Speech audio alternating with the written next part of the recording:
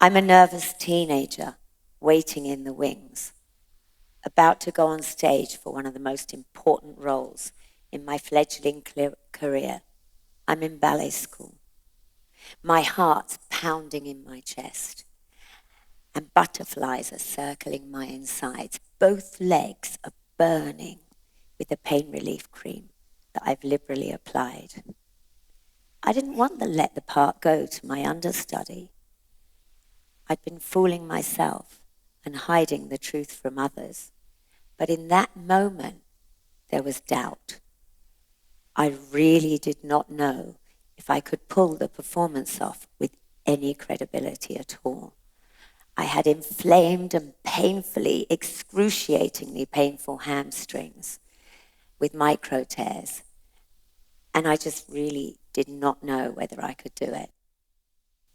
But that moment didn't last for long, because the music erupted and my cue to go on stage arrived. I took a deep breath and I ran onto the stage. And instantly there was a transformation. There was stillness. And I realized that I was no longer the insecure, nervous teenager standing in the wings. The pain had vanished, and the artist in me had taken over. Through that pain, I just continued to lie to myself and those around me. In rehearsals, I'd become used to pushing up against pain barriers and enduring increasing emotional strain. But the pressure I put on myself as an artist and the fear of just falling short of creative excellence was bringing a new doubt that I had never encountered before. At that time, I definitely couldn't have articulated it, and I'm sure that I wouldn't have wanted to either. But this, looking back, this was the single point that I would say defined my career in dance. This was my first encounter with breaking point, which I want to explore through my talk. What do I mean by breaking point? It's different to pushing up against a barrier or a block. It's that moment of greatest stress or strain where the situation just becomes critical and something or someone just gives way. My life in dance has been varied and exciting. I've been really privileged to perform many leading roles, especially in Swan Lake and Nutcracker.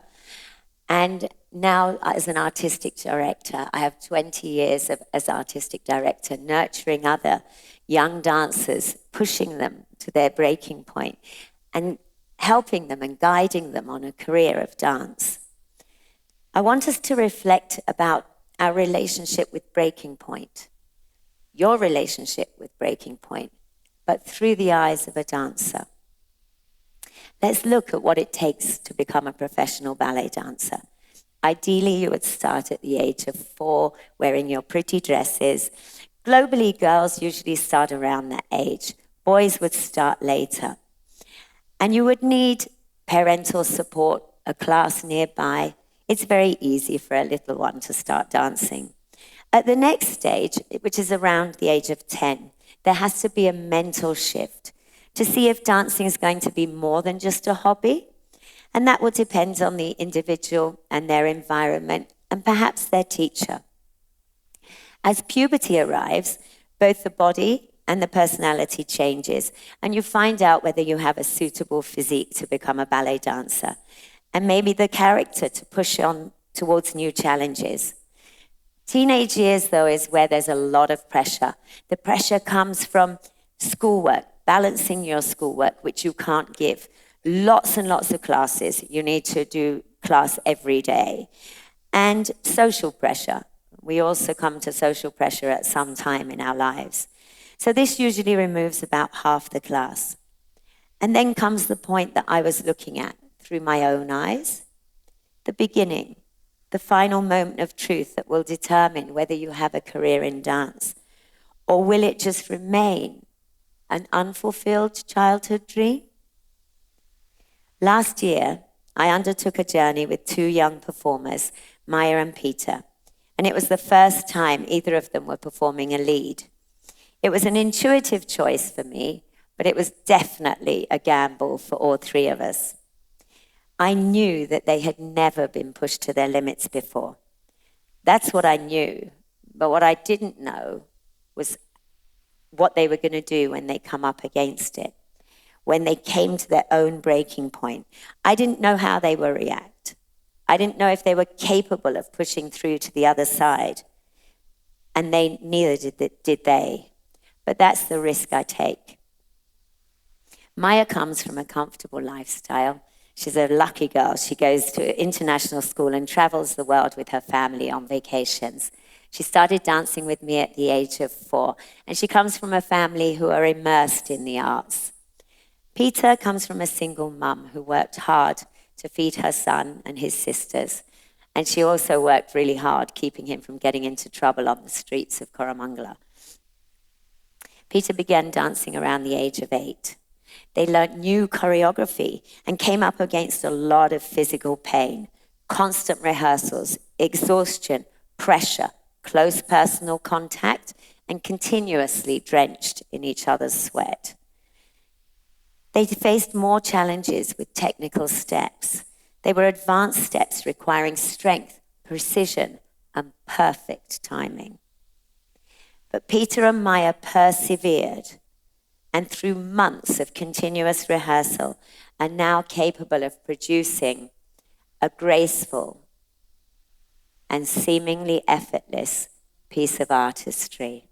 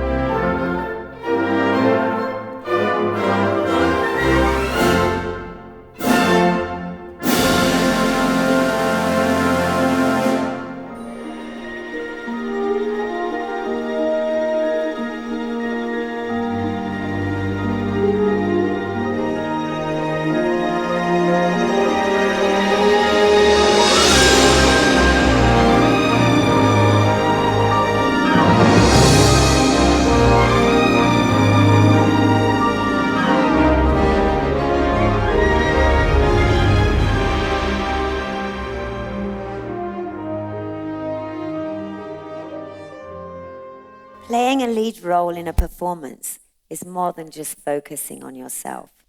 It means that you're holding the entire show together. And the pressure from that can just keep building to a point of breakdown. Successful artists learn to rise above this. Maya came to me 2 weeks before the show with severe pain in her feet, exhaustion, and primarily her own growing insecurity as that moment of truth was going to arrive. She was dealing with her own battles, but she was also feeling the strain from her partner.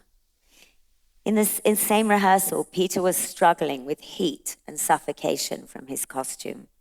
He had fans and water to cool him, but it just began to get the better of him, and he was out of time with the music, forgetting the choreography. He was losing control of his emotions, and both he and Maya were beginning to blame each other for their mistakes, but they were blaming each other in a very classic way for dancers, which is a passive-aggressive body language. The gamble we had all taken was beginning to unravel. And both of them were far, far, far beyond their comfort zones. They were trying to keep themselves together mentally and knowing what was at stake and how far that they had already come. I confronted them and brought focus to the point that we'd arrived at. Bringing each other down and the production, it was not an option. But this was a really big weight resting on their young shoulders. So from that moment, I saw an immediate mental shift that united them, and they were now offering support to each other with a very powerful tool of eye contact instead of using it for inflicting damage. We see exquisite movement, seamless flow, controlled energetic rhythm. Within the performer lies a story of crawling up a cruel mountain through snowstorms and blizzards. And in that moment, you can have injuries, and safety and sanity is questioned.